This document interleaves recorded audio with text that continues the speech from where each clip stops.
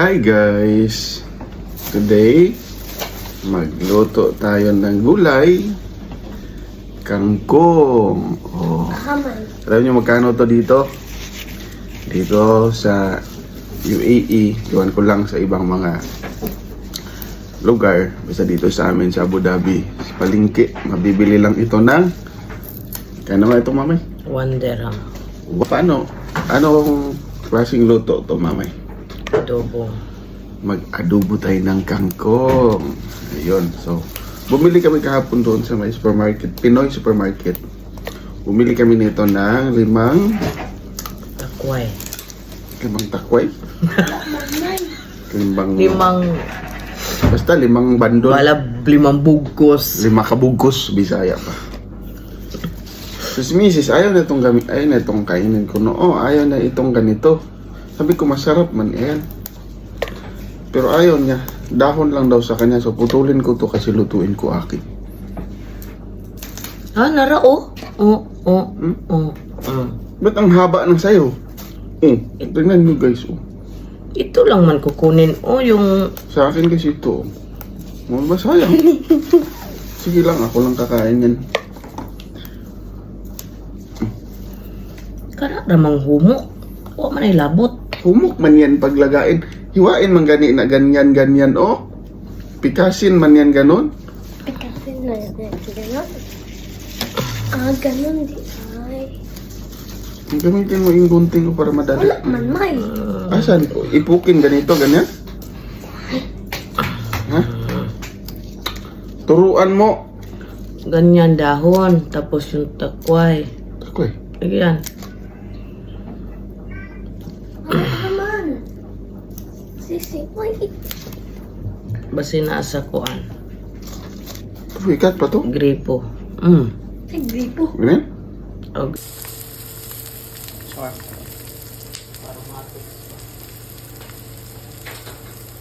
Garlic and yun. Onion di ay.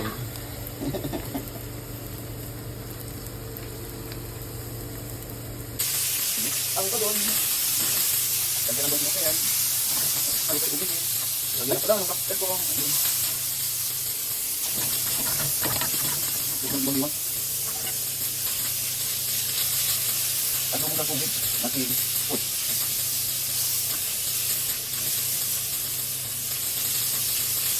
Kaya dapat magiging brown ang baboy. Huwag mo maputa. Hindi ka lang sa patan ko.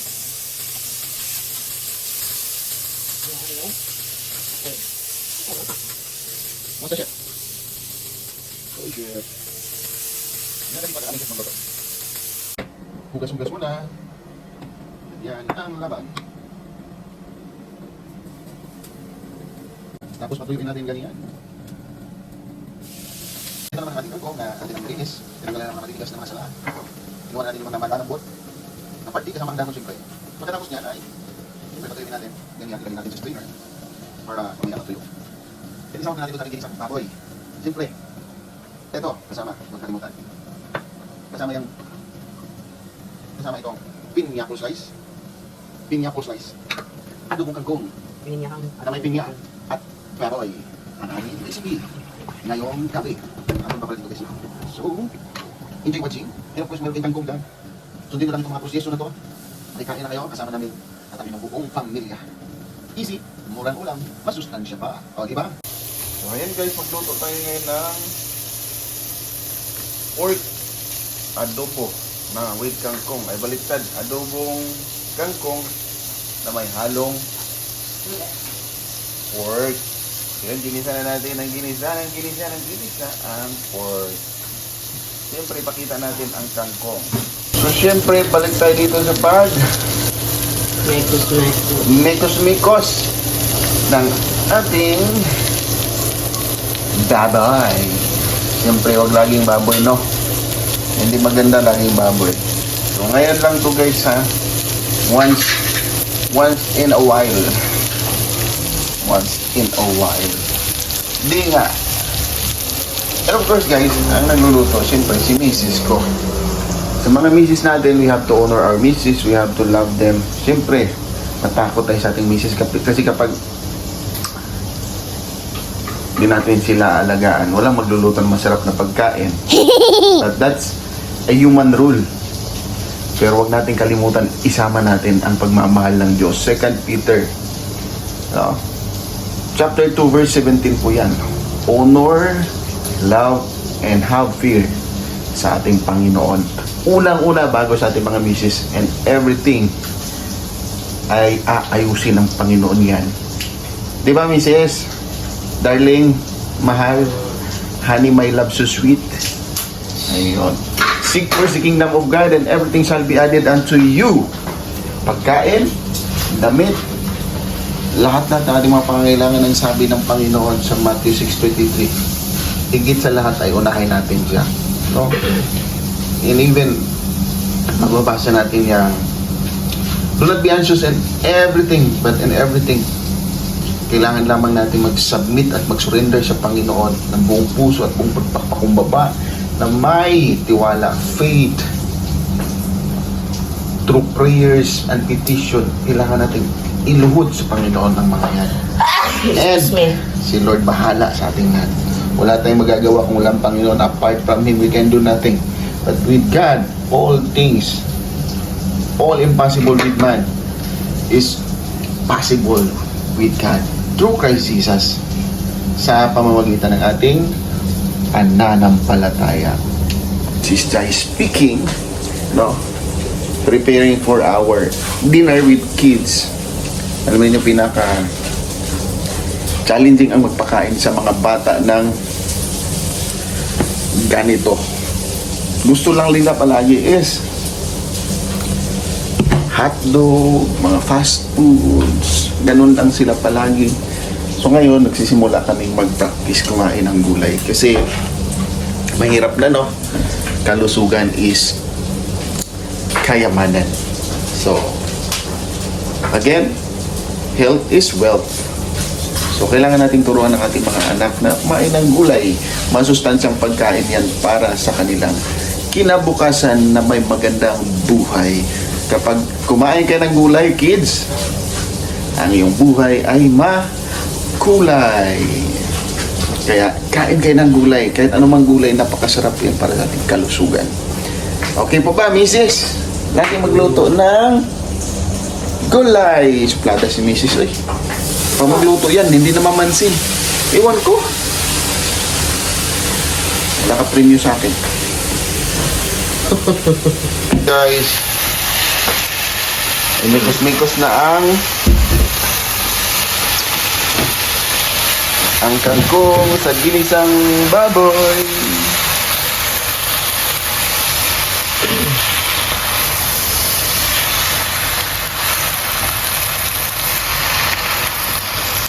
Bango.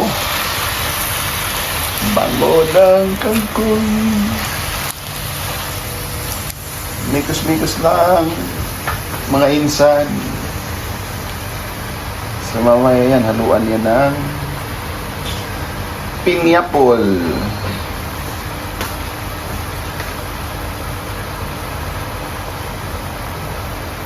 Siyempre habang kumakain tayo, maaalala natin, bago pa tayo kumain, makikita natin ang mga blessing ng Panginoon. Maalala natin ang kabutihan lahat ay nagmula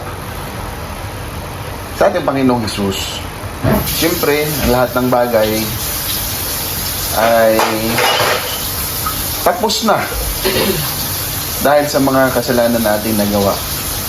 Pero dahil kay Jesus Christ, muling nagkaroon tayo ng pag-asa na maranasan itong mga bagay-bagay na nasa ating mga kapaligiran ngayon.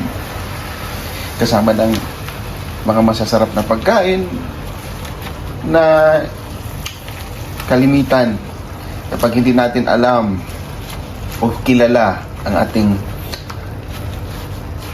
ating Panginoon, ang ating mga sarili, ay puro reklamo lamang ang ating masasambit sa ating mga labi.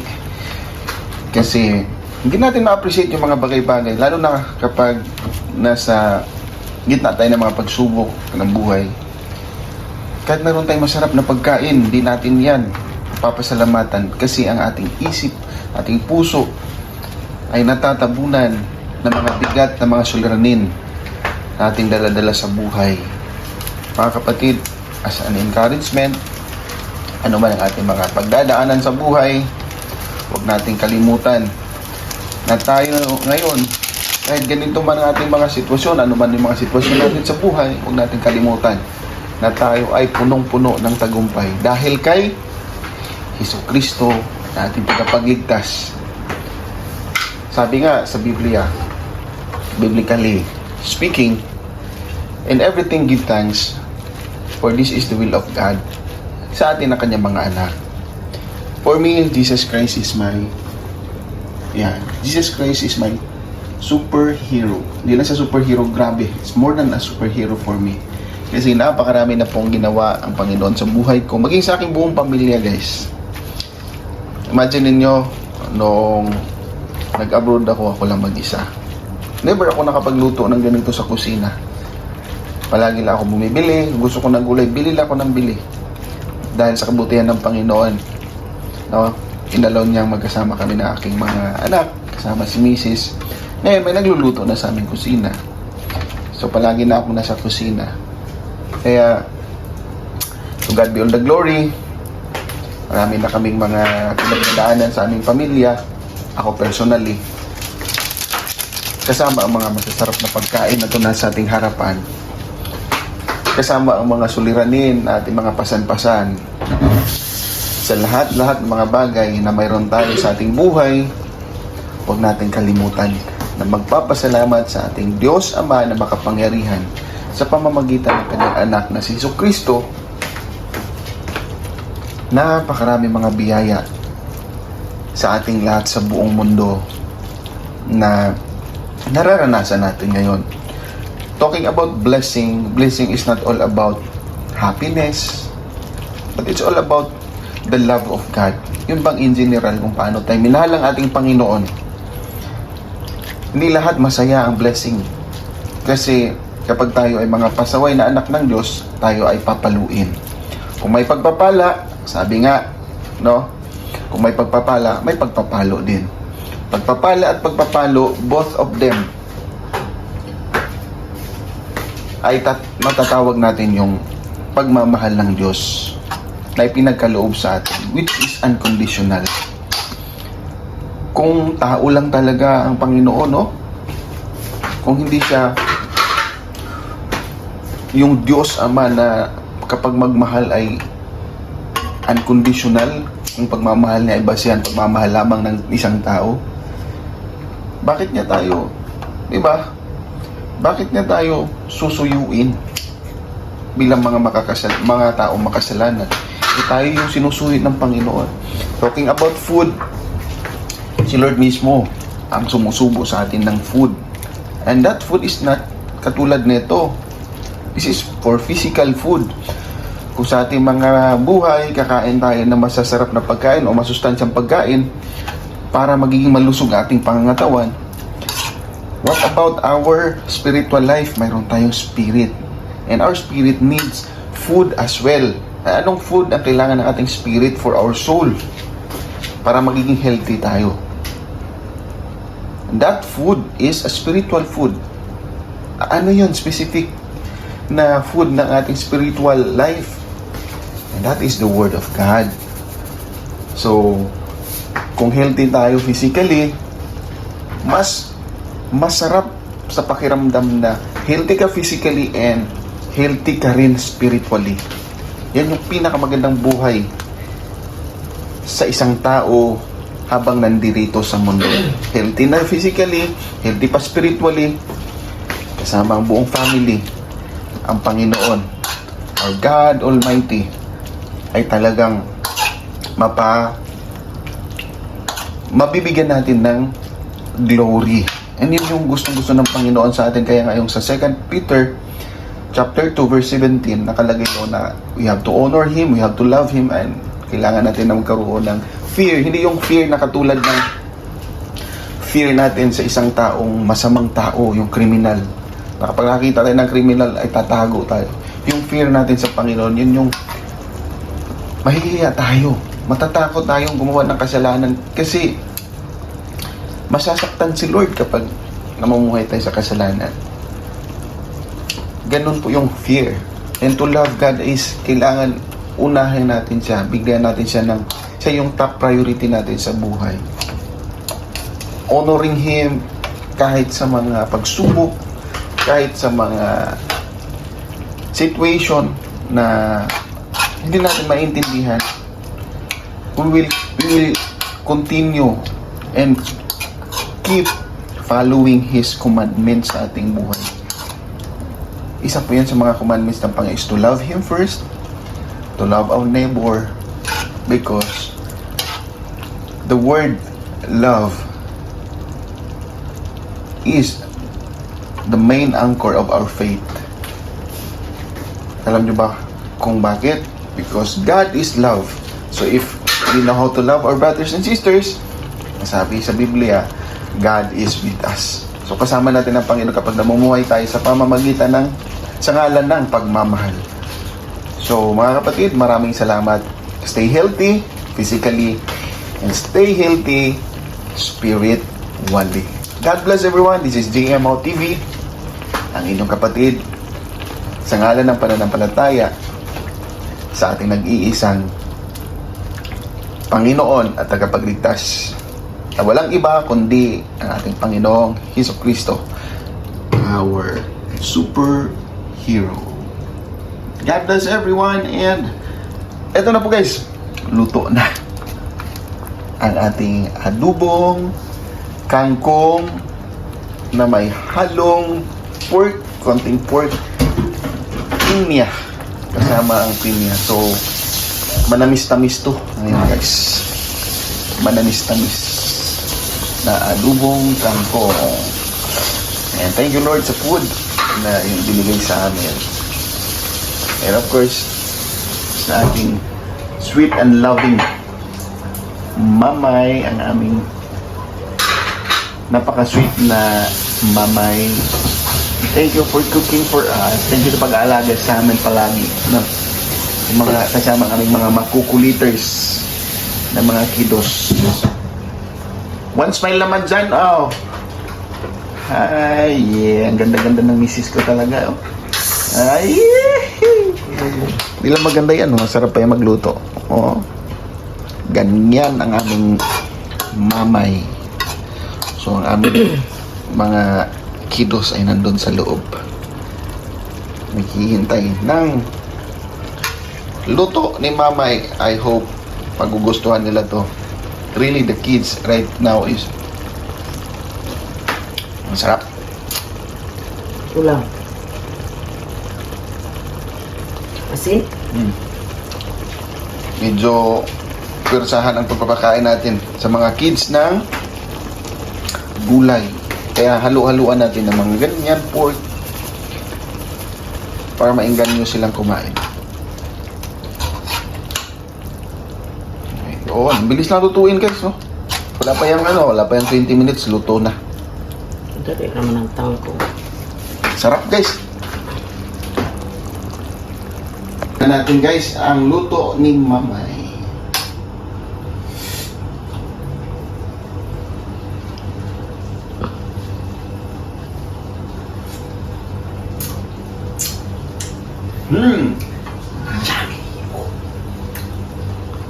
Sarap.